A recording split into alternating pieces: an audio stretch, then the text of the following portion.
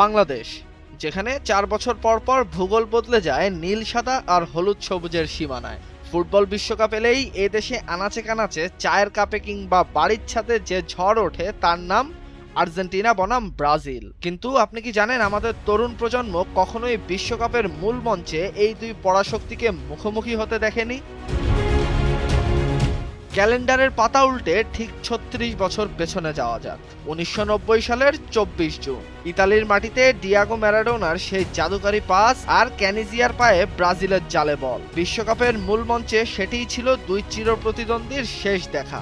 এরপর ৩ দশকের বেশি সময় কেটে গেছে। কোপা আমেরিকা বা প্রীতি ম্যাচের রক্তক্ষরণ হয়েছে বহুবার, কিন্তু দ্য গ্রেটেস্ট শো অন আর্থে মেলেনি এই দুই চিরশত্রুর দেখা। কিন্তু ৩৬ বছরের সেই দীর্ঘ অপেক্ষার অবসান ঘটতে পারে এবারই। ২০২৬ ফিফা ওয়ার্ল্ড কাপের অফিসিয়াল সমীকরণ বলছে লিওনেল মেসির আর্জেন্টিনা এবং ব্রাজিলের সেলসাওরা যদি নিজ নিজ গ্রুপে চ্যাম্পিয়ন হয়ে নকআউট পর্বের বৈতরণী পার করতে পারে, তবে আটলান্টার সেমিফাইনালে মুখোমুখি হবে এই দুই দল। কোটি ফুটবল প্রেমীর জন্য যা হতে যাচ্ছে ইতিহাসের সবচেয়ে হাই ভোল্টেজ আর সবচেয়ে কাঙ্ক্ষিত মহাদ্বৈরথ। মাঠ থাকবে মার্কিন যুক্তরাষ্ট্রে, কিন্তু কম্পন টের পাওয়া যাবে ঢাকার প্রতিটি অলিতে গলিতে। ৩৬ বছরের অপেক্ষা ফুরিয়ে যদি সত্যিই আসে সেই মহেন্দ্রক্ষণ, তবে স্তব্ধ হয়ে যাবে পুরো বাংলাদেশ।